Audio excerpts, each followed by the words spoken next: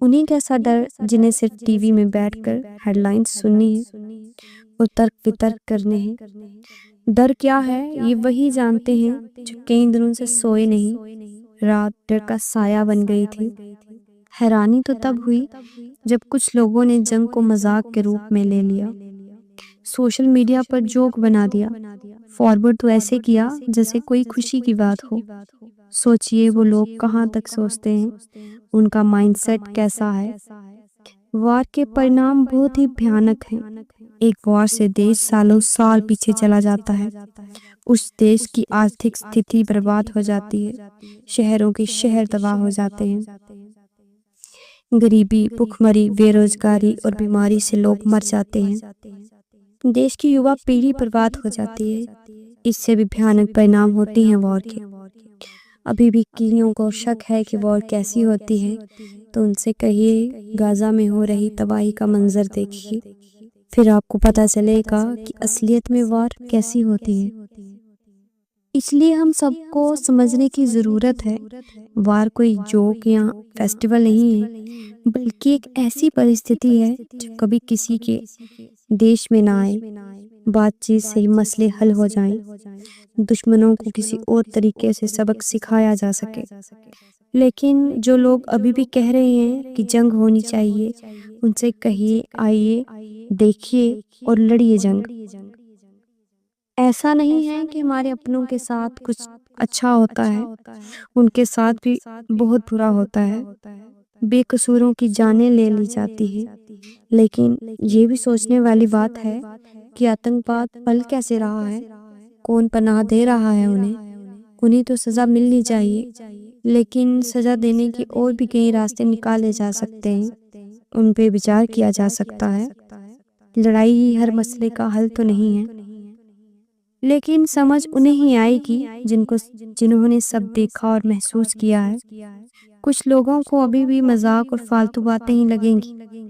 इसलिए अपने अपने परमात्मा से दुआ कीजिए कि वार जैसी स्थिति या वार कभी ना हो।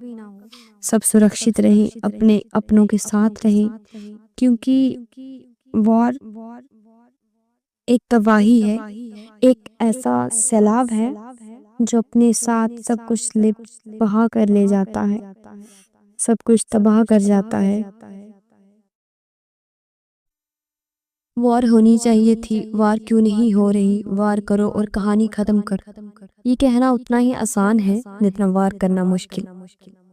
कहने को तो सब कह लेंगे कि वार होनी चाहिए थी, ऐसा होना चाहिए था, वैसा होना चाहिए था, लड़ाई होनी चाहिए थी, ऐसा करो वैसा करो।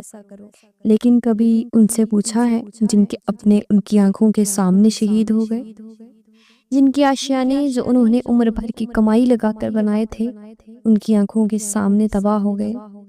उनसे पूछिए जिन्होंने अपने इकलौते बेटे को खो दिया।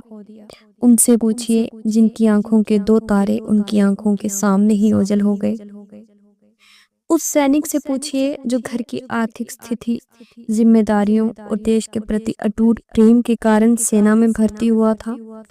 उसकी शहादत की खबर जब उसके घर पहुंची होगी तो उस घर का क्या हाल हुआ होगा। उस सैनिक से पूछिए जो अपनी एक दिन की ब्याही को घर छोड़कर आया था। या उससे पूछिए जिसे अपने अजन्मे बच्चे का चेहरा भी नसीब नहीं हुआ। एसी वाले रूम्स में और सेफ जोन में बैठकर ये कहना तो आसान है कि वार होनी चाहिए, लेकिन कभी एलओसी के सटे इलाकों में आकर देखिए या बॉर्डर के गांव में जाकर पूछिए, क्या सच में वार होनी चाहिए? जिनके अपने शहीद हो गए उनसे पूछिए, क्या वार होनी चाहिए? बॉर्डर एरियाज के इलाकों में हुई फायरिंग और शेलिंग से जिनका सब कुछ तबाह हो गया, जिन्होंने अपने जवान बच्चों को मरते देखा है, उनसे पूछिए। अभी तो वार शुरू ही नहीं हुई थी कि इतनी तबाही हो गई। सोचिए अगर वार शुरू हो जाए तो क्या होगा। वो छोटा सा बच्चा जिसने सिर्फ तोते और हाथी की कहानियां सुनी थी, उसे सायरन सुनाई दे रहे थे, गोलाबारी से कंपाती धरती महसूस हो रही थी। वो डरा सहमा किसी कोने में दुबक कर बैठा था।